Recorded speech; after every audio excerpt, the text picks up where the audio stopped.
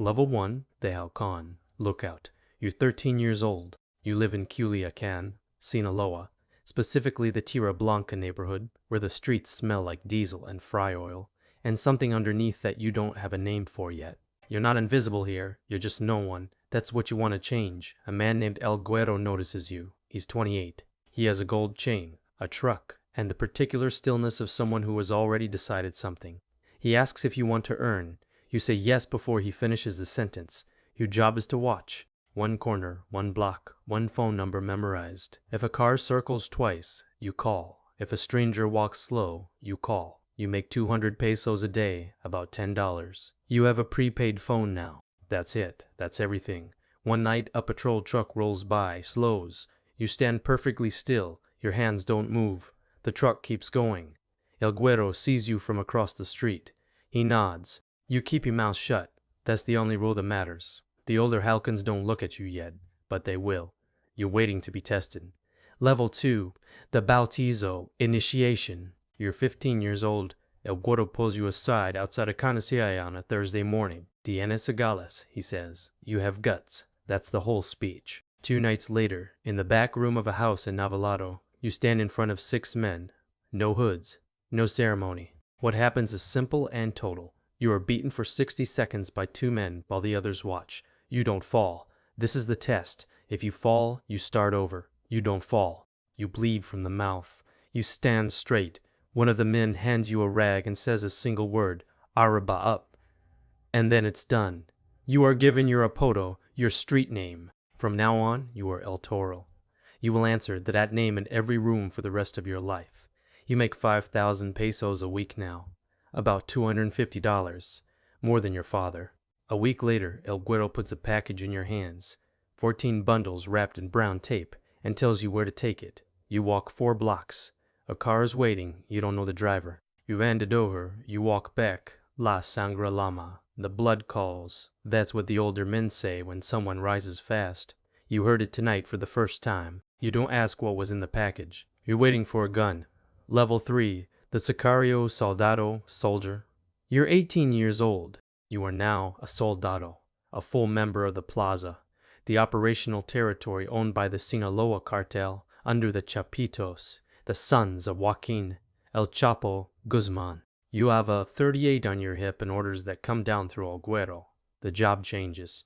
You're not watching corners. You're moving product, methamphetamine from the labs in the Sierra Madre Mountains, fentanyl pressed in clandestine houses in Culiacán, packaged for the pipeline north to Nogales, Sonora, and across into Arizona.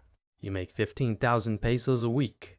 That's 3 times what a school teacher makes. One afternoon in a warehouse near the airport, a soldado from a rival faction of the Beltran Leyva organization is found in your plaza. No one asks permission to bring him here. You are in the room. You understand what your presence means. When it's over, you don't think about his face. You think about whether your boots are clean. You keep your receipts to yourself. You tell no one what you earn. El Güero is your Gafe de Plaza now, plaza chief. And when he looks at you in a room full of men, he doesn't look at the others first. The police in Culiacán know your name. They haven't moved. You're waiting for a territory of your own. Level 4.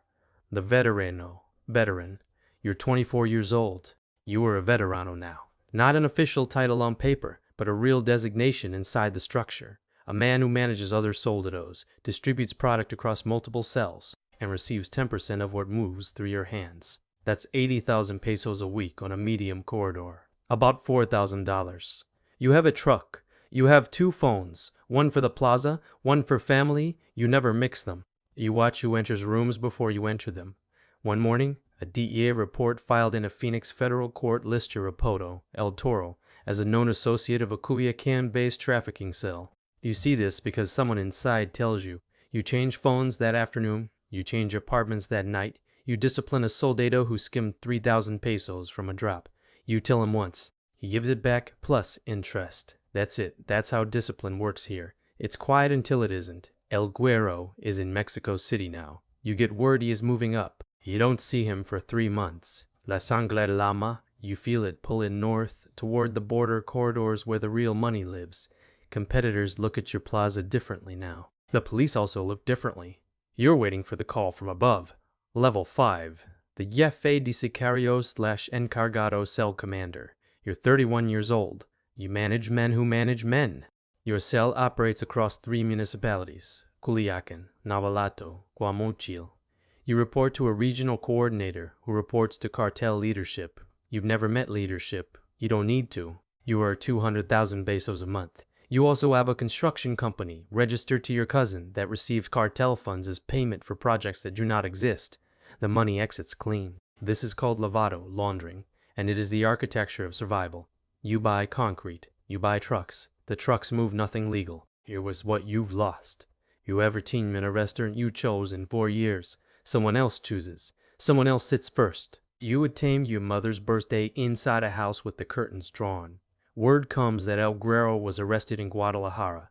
The charge is organized crime and weapons possession. He gets 12 years at a federal CENFRESO, Central Federal Deritación Social, federal prison. He will run his affairs from inside for 3 of those years before the cartel rotates his responsibilities. You don't hear from him directly again. La Sangre Lama. For the first time, it sounds like a warning. Your wife asks why you never sleep past 4 a.m. You don't answer. You're waiting to stop waiting. Level 6, the Cordon Nudor Regional Coordinator. Regional Coordinator. You're 38 years old. You control the Culiacán Nogales corridor. $40 million in product moves through your territory annually. Your personal cut is between 2 and 4 million per year, documented in cartel ledgers that have been entered as evidence in the Southern District of New York. You negotiate with a Sonoran police commander every first Tuesday of the month.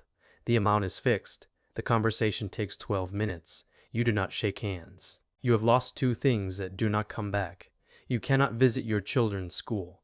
A parent recognized you once, in 2021, outside the gates, said nothing, looked away fast. You saw the fear in her face. It looked like pity. You think about that face. The second thing, you cannot be sick. A regional coordinator who shows weakness does not stay regional coordinator. You order an execution based on a rumor. The rumor is credible. The man is dead before you know if it was true. You decide this is the same as knowing. The federal government has a task force, Grupo de Operaciones Especiales, with your real name on a board, photographs, addresses. They are 6 months behind you at all times. They are always 6 months behind. You have everything. It weighs nothing. You're waiting for the one moment that ends it. Level 7, the Capo, Apex Leader. You're 45 years old. Your name is not spoken in full in rooms you don't control. It is abbreviated, modified, replaced with a gesture, a tilt of the chin, a number. This is how you know you've arrived. Anonymity is the final luxury. The Sinaloa Cartel under the Chapitos, Ivan Archivaldo Guzman Salazar, and Jesus Alfredo Guzman Salazar, operates with a federated model. You are one of 4 regional capos. Combined, the organization generates an estimated $3 billion annually in U.S. drug sales. Your share is a fraction of that fraction. It is still more than a country. Governments in 3 countries have a file with your name. Interpol has a red notice. The U.S. Department of Justice has an indictment with your cartel name that was unsealed in 2022. You know about it. It changes nothing immediately. It changes everything eventually. You see it in a different location every 72 hours. You have not used your real name in a legal document in 11 years. You don't wait for anything anymore. Waiting is for men below you. What you feel instead is a specific total silence, like a room after a shot.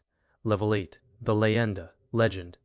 You're 52 years old. You don't move the product. You don't make the calls. You're the reason the calls are made. Your name is invoked in negotiations you will never attend, in countries you will never visit. In Culiacán there are corridors, ballads, that use your apodo. Young soldados who've never seen your face know your story. They know it wrong. That's how myth works. You don't eat in the same location twice.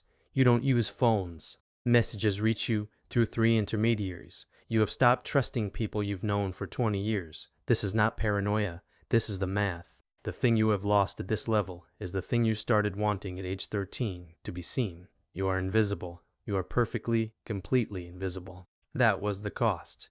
And it was not listed in any price you were shown. Below you, men still say La Sangre Lama before they rise. They believe it. You believed it too.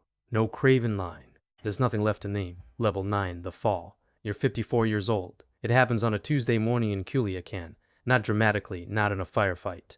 A convoy of Fuerzas Especiales operators moves at 5 a.m. before the Halcons on the corners are fully awake. You are taken from a house registered to a name that is not yours. The charges filed in the Southern District of New York: continuing criminal enterprise, narcotics trafficking, money laundering, conspiracy to import controlled substances. The indictment is 47 pages. Your real name appears on page 1. You are transferred to a federal maximum security facility, solitary, 23 hours a day in a cell with fluorescent light that never goes off. The last thing you lose, the silence you'd learn to live inside. It's gone. In its place is a different silence, the kind with no exit.